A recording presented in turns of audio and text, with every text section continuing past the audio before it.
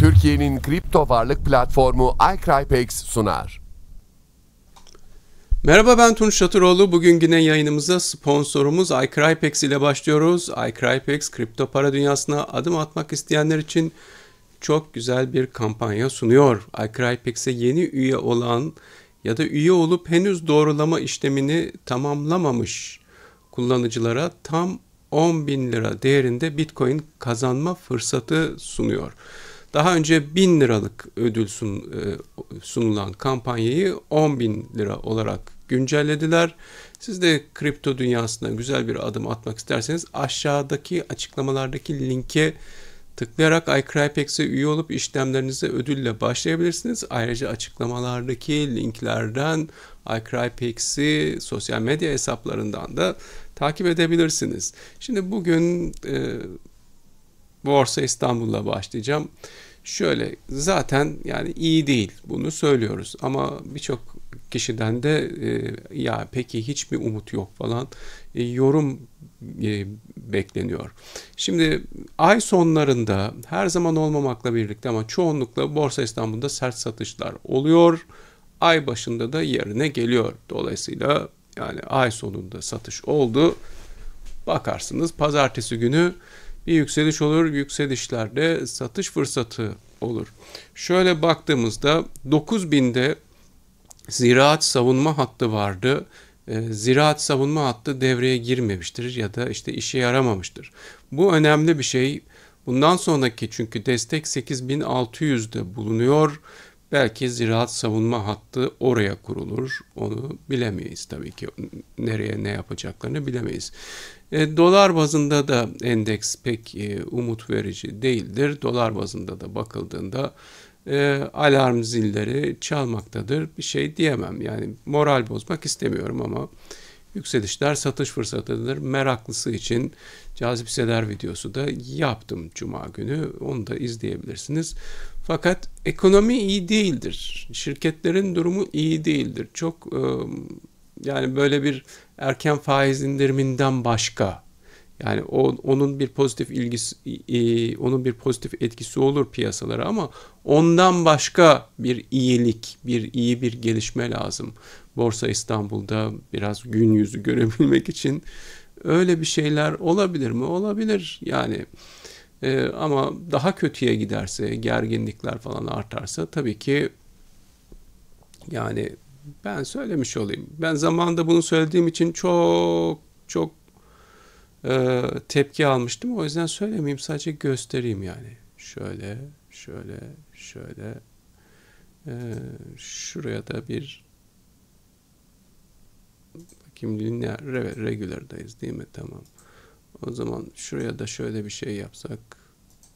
Şuraya şöyle, sonra şunu klonlasak.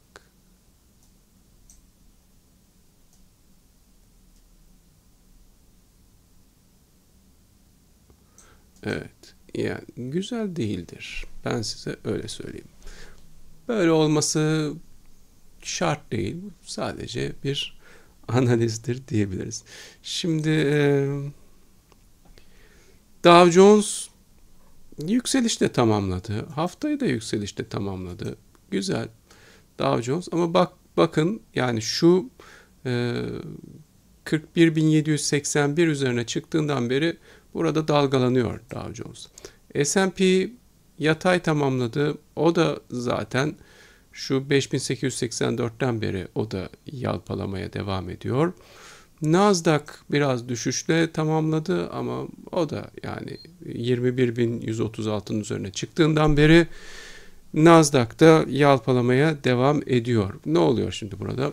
Burada şöyle, piyasa yukarı gitmek istiyor. Fakat yani sürekli olarak da bir baskı altında. Özellikle birçok fonlar yükselişi kaçırdılar. Piyasa dipteyken sattılar. Bunu daha sonraki haberlerden öğrendik. Scott Bessent BlackRock CEO'suyla konuştuğunu söylemişti. O zaman öğrenmiştik. İlk olarak o zaman duymuştuk. Yani fonlar satmışlar ama bireyler satmamışlar. Hatta bireyler o diplerden almışlar diye. Fonlar şimdi almıyorlar. Biraz düşsün de öyle alalım derdindeler. Hatta kısa pozisyonlar açıyorlar. Ticaret görüşmeleri de iyi gitmiyor. Özellikle Çin'le iyi gitmiyor diye açıklamalar da geldi. Fakat bunun haricinde bakıldığında yani enflasyon düşmekte Amerika'da. Üstelik beklenenden daha hızlı düşmekte. Ama tabii ki Profesör Steve Hanke'yi takip ediyorsanız ve Profesör Steve Hanke'nin dediği gibi para arzı konusunu anlayıp para arzındaki artışı takip ediyorsanız zaten Amerika'da enflasyonun beklenenden daha fazla düşeceğini görebiliyorsunuz. Yani burada bir sürpriz olmaması gerekiyor. Ama bu ticaret savaşları, müzakereler tabii ki piyasa üzerinde bir belirsizlik oluşturuyor. Buna şimdi bir de mahkeme belirsizliği eklendi. Piyasa yukarı gidemiyor. Yani ne yapıyoruz? Duruyoruz. Bir şey yapmıyoruz. Almıyoruz. Alım yapmıyoruz. Bekliyoruz. Biraz düşmesini bekliyoruz. Biraz düşürecekler gibi geliyor bana. Biraz düşürecekler. Ve ondan sonra bu iyi bir alım fırsatı olacak. Şöyle bakın, S&P'den bakın. Yani şöyle aşağı doğru geliyor burada göstergemiz. Aşağı doğru geliyor. Henüz hareketli ortalamanın üzerinde olduğu için bir sıkıntı yok. Aşağı doğru geliyor. Baskılamaya çalışıyorlar. Şöyle bakacak olursak yatayda baskılamaya çalışıyorlar. Şöyle hatta 4 saatten bakalım. Bakın böyle ve şu kanalın dışına çıkartmaya çalışıyorlar. Sonuna kadar da geldi artık kanalda. Yani bence bu hafta belli olur. Bu shortlayanlar, baskılayanlar düşürecekler mi? Düşürürlerse bize bir alım fırsatı verecek mi? Belki 5700'de olabilir. Ya da başaramayacaklar. Ondan sonra da havlu atıp peşine mi takılacaklar? Pek kolay havlu atmazlar bu fonlar. Ve bireylerdeki parada bir yere kadar etkisi olur diye düşünüyorum. Yani en mantıklı strateji beklemek. Eğer yükseliş devam ediyorsa o zaman almak. Yok düşerse gene beklemek. Çünkü nasıl olsa yön yukarı ama o dipten ekleme yapmak şeklinde olmalı bence. Burada kripto paralar tabii çok merak ediliyor. Kripto parada bakın Bitcoin'de şu yükselen kanal kırıldı. 105.000'in altında da satın demiştik. Göstergemizde sata dönmüştü ve siz de herhalde oralarda sattınız diye düşünüyorum. Belki işte şurada satmadıysanız bile sabahtan öğleden sonra zaten sata dönmüş bu göstergeler Bitcoin'de ve oradan da aşağı doğru geliyor. Yani aslında bence Bitcoin'de de borsadaki gibi bir durum olabilir. Yani genel olarak kriptoda da olabilir. Yani biraz böyle aşağıya gelecek belki. Sonra oradan o buy the dips olayı olduğu zaman borsada kripto para da alacaklar. Ve hepsi birlikte bir yükselişe geçecek. Ben öyle tahmin ediyorum. Yani ben burada 112.000'de Bitcoin'de hikayenin bittiğini düşünmüyorum ama yani 105.000'de sata döndü. Satın tavsiyemiz temkinli olmak amacıyladır. Çünkü bu hisse senedi gibi bir şey değil. Yani bekleyelim tekrar yerine gelsin. Öyle bir garanti yok.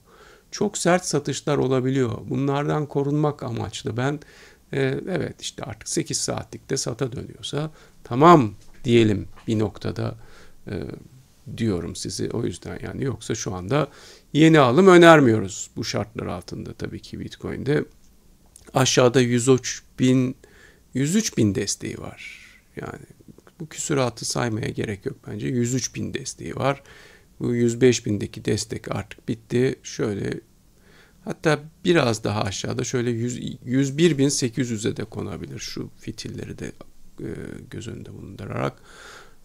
Ama buna da gerek yok yani zaten sata döndü söylemişiz yeni alım önermiyoruz. Ether 2700'den sonra tutun dedik yeni alım önermiyoruz dedik 2400 desteği halen var 2400'den önceki destekler 2482 2434 ama asıl destek 2400'de Ether'de de alım önermiyoruz 2700 geçilince alınabilir tabii ki Ether. Ripple zaten çok önce sata döndüğünü söyledik. Bundan sonraki desteğinde 2.11 olduğunu söylemiştim. O 2.11 desteğinde şu anda tutunmaya çalışıyor ama Ripple'da da bence yeni alım önerecek bir durum yok. Yani Ripple'da sat vermiştik. Bitcoin'de de sat verdik. Ether'de şimdilik sat vermiyoruz, tut veriyoruz.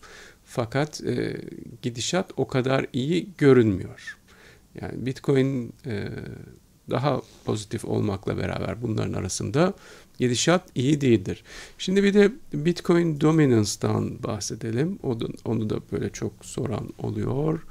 Şöyle haftalıktan. Bakın hiçbir değişiklik yoktur. Yani öyle bir altcoin rallisi bekliyorsanız biraz daha bekleyeceksiniz. Öyle bir şey ufukta görünmüyor şimdilik. Yani yapacak bir şey yok. Yani hep insanlar bunu duymak istiyorlar. Altcoin rallisi gelecek falan diye. Bir defa Trump seçildiği zaman şu kanalın altına bir hafta geldi. O zaman başlıyor dedik ama o da işte bir 10 gün falan sürdü. Yanıltıcı da oldu. Onun haricinde de bir şey yok. Yani bir altcoin rallisi beklentim yoktur benim. Buradan gelelim gümüşe. Gümüşte de yani tekrar işte şu 33.67'den geri geldi bu hafta. Fazla da bir şey olmadı. Gümüşte de tut demeye devam ediyoruz. 33.67 geçilirse al diyebiliriz ya da şu 32'den yukarı dönerse al diyebiliriz. Şu anda öyle bir şey demiyoruz. Altın gümüş rasyosunda halen daha bakın 99 yani 100 şu anda hala daha 100 ki şöyle yani 97'lere falan gelmesini isteriz ki artık aşağı doğru kırılma başladı diye bilelim. Öyle bir şey olmuyor. Hala daha 100 ve hani biraz daha güç kaybetmiş olsa bile bakın 1, 2, 3, 4, 5, 6, 7, 8, 9 haftayı da bu şekilde bitirdik. Geçmişte 1, 2, 3, 4, 5, 6, 7, 8, 9 haftadan sonra düşüş hızlanmış. Belki bu hafta gümüşün haftası olabilir. Belli olmaz. Altından da bahsedeceğim ama altında önce şunlardan biraz bahsetmek gerekiyor. Şimdi ben geçen sene dedim ki bu para arzındaki artışla dolar TL'deki artış arasında bir makas var ve bu makas %23 falan bulursa bu artık bir takım işletmeler için zarar anlamına geliyor. Daha yukarı da gidebilir ama makul bir ekonomi yönetimi bu 23'ten sonra artık TL'nin değer kaybetmesini, biraz doların değer kazanmasını öne çıkarabilir. Ama makul insanlar değiller tabii ki. Yani ve devam dediler. Birçok işletme zararına iş yapıyor sırf müşteriyi kaybetmemek için ihracatçılar. Olsun. Bizi ilgilendirmiyor yaptılar. Bu iş bir yerde patlar dedim. Bu 19 Mart olayları oldu. 55 milyar doları yaktı adam. 38 çıkmasın, 38'i geçmesin diye 55 milyar doları yaktılar. Şimdi yani bunu satmak zorunda değildi. Doların çıkmasına biraz izin verebilirdi. Zaten enflasyonla mücadele yani hikayeden yani dünyanın en yüksek 7. enflasyon en yüksek olduğu 7. ülke. Hikayeden biraz işte dolar çıksın en azından işte ihracatçılar, turizmciler para kazanır. O sektörleri kurtarırım falan diye düşünebilirdi ama ne olurdu? Carry trade biterdi. Hayır, 55 milyarı da yaktı. Erken faiz indirimlerinin bir kısmını da geri aldı. Sırf o carry trade bitmesin diye yapıldığını düşünüyorum ben. O zaman bu durumda o geçmişteki düşüncemizde devam etmeye gerek yok.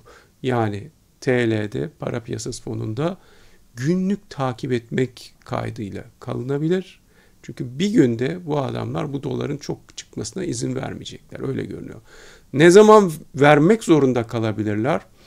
O swap hariç net rezervler eksiye düştüğü zaman. Şu anda da öyle bir şey yok. Yani dolayısıyla altında satın, para piyasası fonunda bekleyin dediysem bu daha önceki söylediğim bence artık TL varlıklarda durmamak lazım sözüme göre bir çelişki değildir. Çünkü ben o zaman bu kadar çok 55 milyar doları yakma pahasına bu kadar işletmecinin, ihracatçının batması pahasına bu carry trade inadında olabileceklerini ben düşünemedim. Çünkü ben hep şunu söylüyorum. İrrasyonel olduklarını biliyoruz, tamam, ama irrasyonellik nereye kadar irrasyonellik? Ben bu irrasyonelliğin boyutunu tahmin edemiyorum. Bunu kimse tahmin edemez. Yani irrasyonellik boyutunu tahmin etmek için o insanlarla oturup konuşmak ve onların dünya görüşünü, ekonomi görüşünü anlamak gerekir. Yani ben mesela serbest piyasa ekonomisini benimseyen ve bir ülkenin kalkınması için serbest piyasa ekonomisi ve inovasyon olması gerektiğine inanan birisiyim. Serbest piyasa ekonomisi ve inovasyonda ancak bir hukuk devletinde, adaletli bir uygulamaların olduğu bir yerde olabilir. Yoksa yani serbest piyasayı işletemezsiniz. Hep yasakçılık, işte müdahalelerle falan götürürsünüz işi. Şimdi ama bunu hak gören, normal gören kafa yapısı da vardır. Yani işte mesela komünizmde bu işte müdahalede edilir. Serbest piyasada olmaz. Her şeye devlet karışır. Her şey onlar yapar falan denebilir. Bu böyle kafalar vardır yani. Ama bu ekonomi yönetimi serbest piyasadan taraf değil, biliyorum. Liberal ekonomiden taraf değil yani, biliyorum yani. İşte hep o konuda da suçlanıyor bazen. Deniyor ki işte liberal ekonomi yüzünden bunlar böyle oldu falan böyle. Hayır, öyle değil yani. Bu Washington Konsensusu'nun benimsenmesiyle olur bu tip işler. Bizimkilerde öyle bir şey benimsenmiş değil. Nasıl bir ekonomi var, ben bunu çözemiyorum. Yani onların kendi kafasında bir ekonomi modeli var ama bu serbest piyasa ekonomisi değil, liberal ekonomi değil, bu komünizm de değil, bu başka bir şey. Ve bu işin içerisinde de çok yalpalamalar da var. İşte bir Şahap Kavcıoğlu geliyor, hurra faiz indiriliyor, sonra geliyor işte bilmem 50'ye çıkartılıyor falan. Buna bir isim koymak zor. O yüzden ben Şahabi para politikası diyorum, geçiyorum. Yani dolayısıyla bunların ne yapacağını bilemeyiz. Ama bildiğimiz bir şey var şu anda.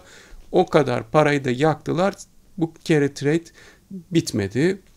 Bitmesini istemiyorlar diye düşünüyorum. O zaman para piyasası fonunda beklenebilir şu şekilde. Şöyle altın onsundaki duruma bakacak olursak şöyle 5 hafta önce mi söylemiştim? Evet. 5 hafta önce söylemiş olduğum yerin altındadır şu anda. O yüzden yeni alım önermiyoruz.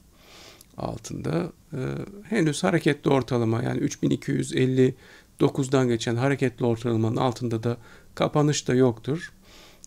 Dolayısıyla yani böyle bir yalpalamalar belki biraz daha devam edebilir. Ichimoku'ya kadar da geldik. Bakalım şu düşen trend çizgisine kadar geliyor. Oradan tekrar baskılanıyor altın. Yeni alım önermiyoruz. Para piyasası fonunda gecelik faizde beklenilebilir. Demin anlattığım nedenlerden. Bugünlük de bu kadar. Türkiye'nin kripto varlık platformu iCrypex sundu.